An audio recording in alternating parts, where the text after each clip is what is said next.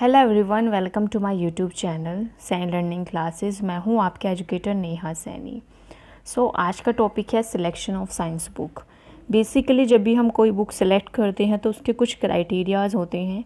तो इसमें भी जो सिलेक्शन है साइंस बुक का, ठीक है, उसके भी कुछ क्राइटेरियाज़ हैं कि आप साइंस की बुक कैसे सिलेक्ट करते हैं। ठीक है, ये जो टॉपिक है आपका बीएड सेकेंड ईयर का टॉपिक है, जो कि बेसिकली आपका टीचिंग मेथड्स के अंदर देखने के लिए मिलेगा। ठीक है, सबसे पहला पॉइंट है कि जो साइंस की बुक है, अगर आपको गुड साइंस बुक की आपको सिलेक्ट करना है, ठीक है, तो वो जो बुक है वो अकॉर्डिंग टू सिलेबस होनी चाहिए।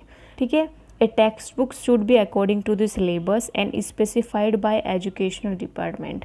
यानी कि जो वो एजुकेशन का डिपार्टमेंट है, यानी कि जो साइंस का डिपार्टमेंट है, उसको वो फुलफ़िल कर रही हो, उसका जो कंटेंट है वो क्या है, अकॉर्डिंग टू देयर सिलेबस होना चाहिए।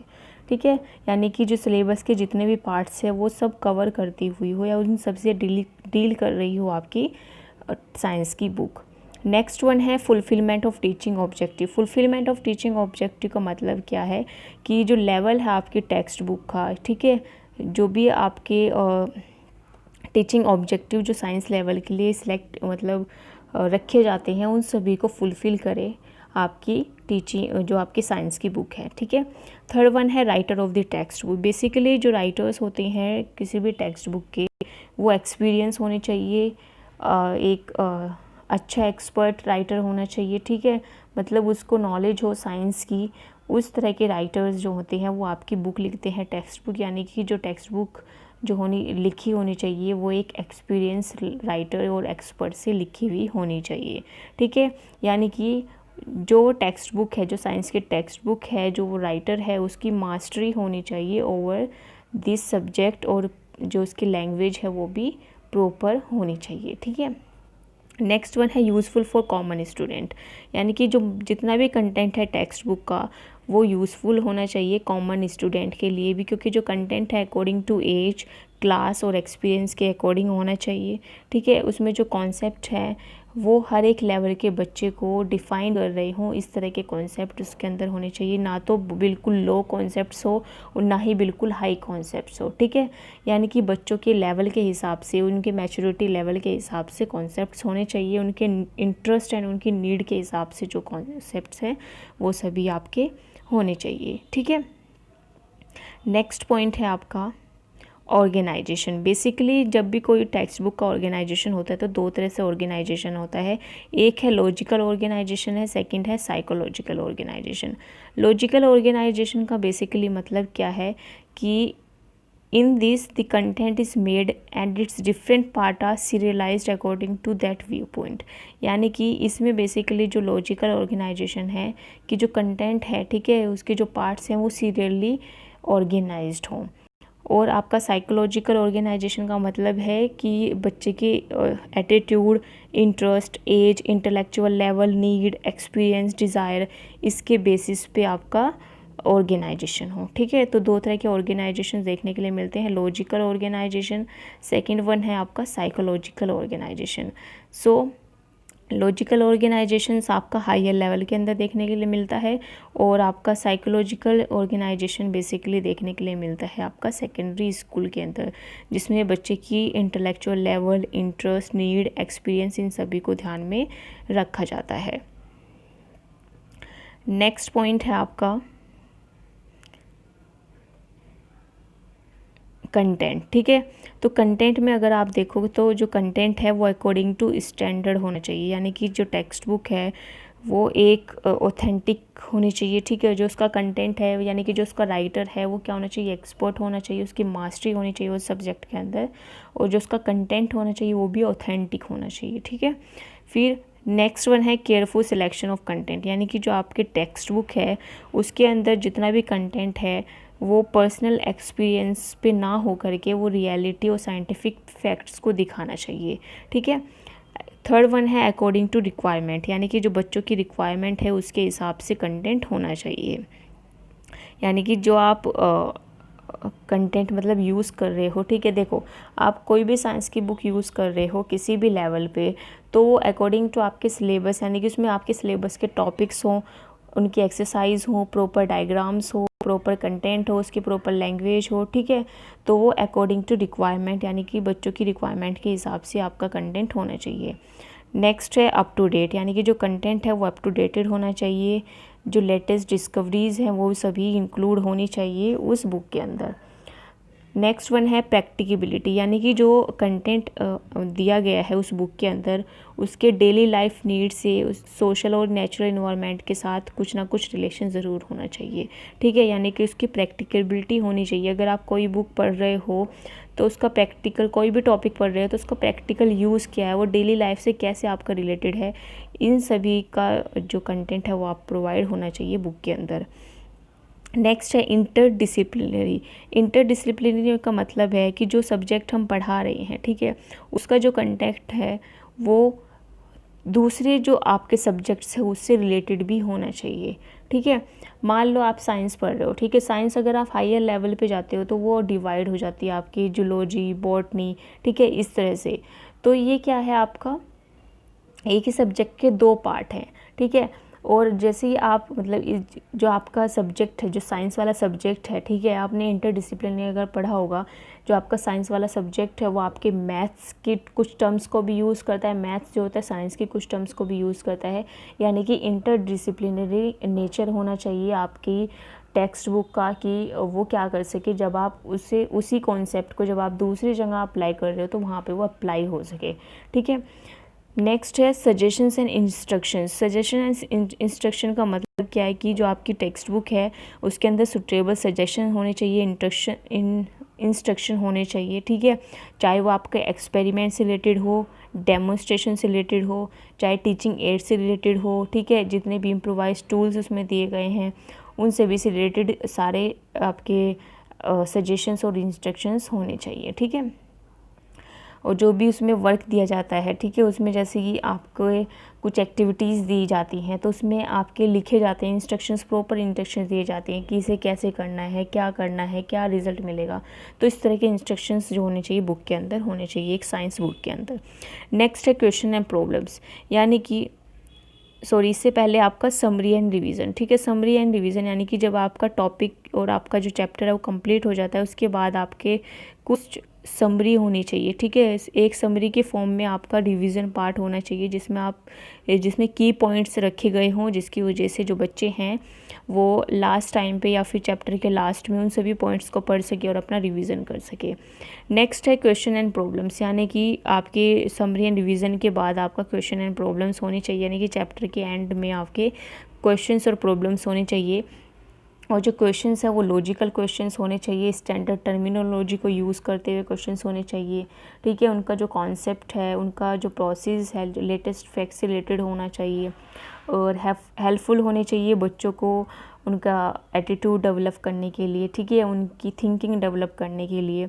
इस तरह के जो क्वेश्चंस है वो आपके पूछे जाते हैं, यानी कि उस टेक्स्ट बुक के अंदर इस तरह के क्वेश्चंस आपके होने चाहिए, ठीक है। और उनका प्रैक्टिकल यूज़ भी हो, इस तरह के क्वेश्चंस बेसिकली आपके टेक्स्ट बुक के अंदर होने चाहिए। नेक्स्ट है style and language. Style and language में अगर हम बात करें, फर्स्ट पॉइंट है इंटरेस्टिंग एंड अट्रैक्टिव स्टाइल, यानी कि जो टेक्स्ट बुक है वो should be written in an interesting and attractive style. यानी कि जो बुक है, अगर आप छोटे छोटे बच्चों की बुक देखोगे तो बहुत ही इंटरेस्टिंग और अट्रैक्टिव स्टाइल में लिखी जाती है, जिससे जो स्टूडेंट्स है, जो चिल्ड्रंस है, वो इसमें इंटरेस्ट ले सके, ठीक है। The childrens are generally attracted by dialogues, story, travel and scenery descriptions. अगर बच्चों को अट्रैक्टिव डायलॉग्स लिख करके दे, आप देख रहे होंगे साइंस की बुक में भी देखा होगा, कुछ कुछ कैरेक्टर्स दिए जाते हैं, पिक्चर्स लगा दी जाती है, एक गर्ल की, एक बॉय की, ठीक है, उसमें लिखा होता है कि ये मतलब ये क्या कर रहा है, क्या हो रहा है, ठीक है। इस तरह के वहाँ पे क्वेश्चन मार्क्स आप देख लेंगे, बूझे तो पहले इस तरह के आपके दिए जाते हैं, ठीक है। तो उन डायलॉग्स डिलीवरी के थ्रू और स्टोरी टेलिंग के थ्रू भी क्या होता है, जो बच्चे हैं वो ज़्यादा इंटरेस्ट लेते हैं रीडिंग के अंदर, ठीक है।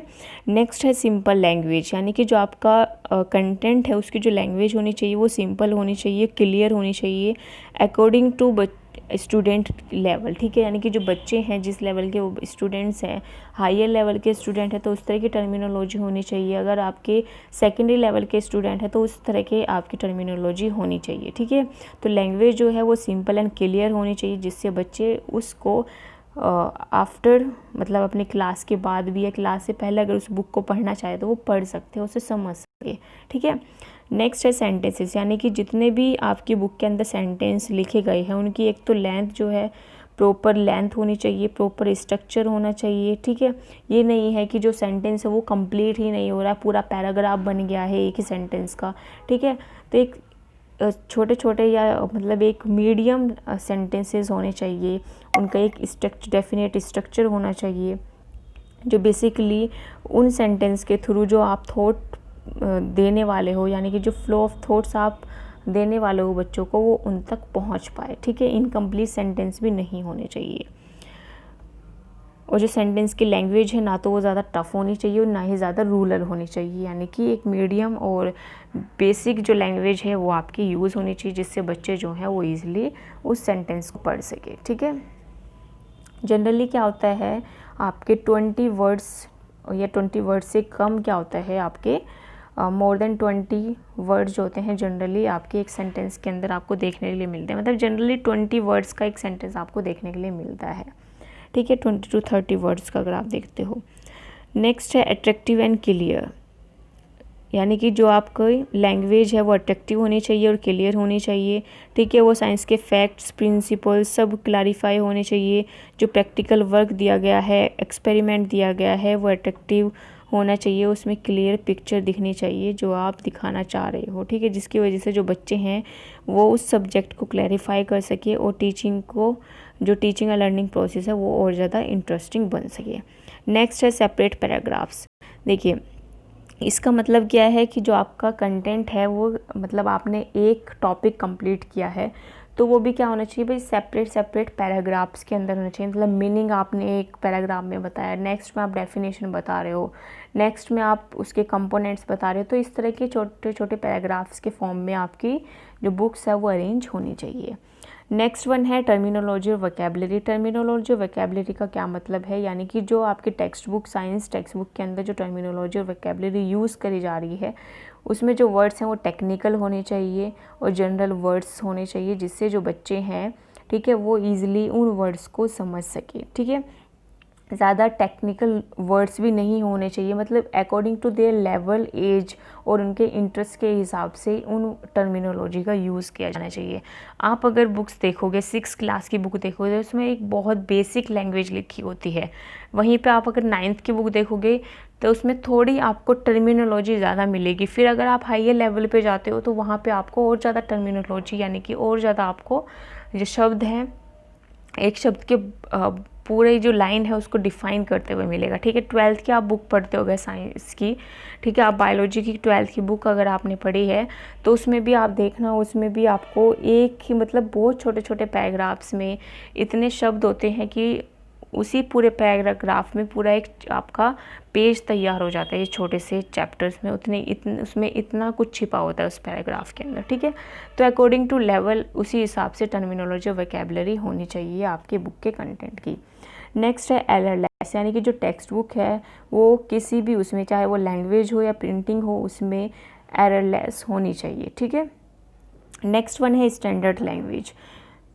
तो स्टैंडर्ड लैंग्वेज का मतलब है आपका कि जो आपकी बुक है ठीक है वो इसकी क्या होनी चाहिए, एक लैंग्वेज होनी चाहिए, ठीक है। उसकी जो टर्मिनोलॉजी है वो होनी चाहिए, जो सिंबल फॉर्मूला डेफिनेशंस जो एक साइंटिफिक उसमें यूज़ होते हैं वो सभी टर्मिनोलॉजी यहाँ पे आपकी यूज़ होनी चाहिए। नेक्स्ट है पिक्चर एंड फोटोग्राफ, ठीक है। जो पिक्चर एंड फोटोग्राफ है वो बेसिकली वो भी क्या है, बहुत इंपॉर्टेंट रोल प्ले करता है साइंस की टेक्स्ट बुक में। साइंस की टेक्स्ट बुक की जो क्वालिटी है ठीक है वो भी आपके पिक्चर्स एंड फोटोग्राफ्स के थ्रू पता चल जाती है, ओके। सो जो भी पिक्चर्स एंड फोटोग्राफ्स जब भी बुक्स के अंदर यूज़ किए जाते हैं वो क्लियर होने चाहिए, सफिशेंट नंबर में होने चाहिए, ना तो ज़्यादा होने चाहिए ना ही बिल्कुल कम होने चाहिए, ठीक है। और जितने भी आपके पिक्चर्स फोटोग्राफ्स डायग्राम्स यूज़ किए गए हैं वो मीनिंगफुल होने चाहिए, अकॉर्डिंग टू लेवल होने चाहिए और हेल्पफुल होने चाहिए बच्चों को क्लेरिफाई करने के लिए सब्जेक्ट मैटर को, ठीक है। It should have sufficient suitable and standard learning exercise, और इसके साथ साथ सुटेबल लर्निंग एक्सरसाइजेज भी बुक के अंदर होनी चाहिए, ठीक है। और जो आपका कंटेंट का प्रेजेंटेशन है, लास्ट पॉइंट जो है आपका प्रेजेंटेशन ऑफ कंटेंट है, जिसको आप यहाँ पे ऐड कर सकते हो, ठीक है। तो प्रेजेंटेशन ऑफ कंटेंट छोटा सा पॉइंट है। प्रेजेंटेशन ऑफ कंटेंट का मतलब क्या है कि जो आपका कंटेंट है, ठीक है, वो भी क्या होना चाहिए, एक लॉजिकल सीक्वेंस में प्रेजेंट होना चाहिए। ये नहीं है कि मीनिंग आपने पहले बता रहे हो और उसकी जो आपका डेफिनेशन है वो आप बिल्कुल लास्ट वाले पेज पे लगा रहे हो, ठीक है। एडवांटेज पहले बता दिए और उसके कंपोनेंट्स आप लास्ट में बता रहे हो, ठीक है। नहीं, एक बिल्कुल एक स्पेसिफिक ऑर्डर में, एक सीक्वेंस में आपका पूरा जो टॉपिक है वो अरेंज होना चाहिए। ये भी नहीं है कि मान लो आपने सबसे पहले आपने स्टार्ट किया मैटर इन अवर सराउंडिंग से, ठीक है, उसके बाद आप डायरेक्टली जो चैप्टर्स है उस एक अलग ही चैप्टर पे चले गए, ठीक है, उससे कोई रिलेटेड है ही नहीं। मतलब मैटर एंड सराउंडिंग के बाद आपका बेसिकली जो चैप्टर आता है उससे रिलेटेड आपका चैप्टर आता है सॉल्यूशंस, आपके कंपाउंड्स, इस तरह का चैप्टर पूछा जाता है, ठीक है। लेकिन ऐसा नहीं होना चाहिए कि पहले आपने मैटर इन सराउंडिंग पढ़ाया और सेकंड जो चैप्टर है वो तो फर्स्ट चैप्टर से कनेक्ट ही नहीं कर पा रहा है। जब भी साइंस की बुक आप देखोगे तो एक चैप्टर दूसरे चैप्टर से कनेक्टेड ज़रूर आपको देखने के लिए मिलता है, ठीक है। जो उसकी एंडिंग होती है वही आपके सेकंड चैप्टर की स्टार्टिंग होती है। तो इसी तरह से प्रीवियस नॉलेज का यूज़ करते हुए आपके पूरे चैप्टर्स कंप्लीट होते हैं, जिससे बच्चा जो है अपने टॉपिक्स को, अपना जो मतलब कॉन्सेप्ट है उसको रिलेट कर सके प्रीवियस नॉलेज के साथ। तो यही पूरा आपका एक टेक्स्ट बुक का कि कैसे आप साइंस के टेक्स्ट बुक सिलेक्ट करते हो। तो ये कुछ नॉर्म्स थे जो कि आज मैंने आपके साथ डिस्कस किए हैं। आई होप आप सभी को लेसन्स अच्छे लग रहे हो, तो लाइक शेयर सब्सक्राइब ज़रूर करें मेरे चैनल को, साइंस लर्निंग क्लासेस को। और भी इसी तरह की वीडियोज़ आपको देखने के लिए मिलेंगी, सो सब्सक्राइब करना बिल्कुल ना भूलें। चलिए मिलते हैं फिर नेक्स्ट क्लास में नए टॉपिक के साथ। आई होप आप सभी को इंटरेस्टिंग लगा होगा lesson. So thank you everyone.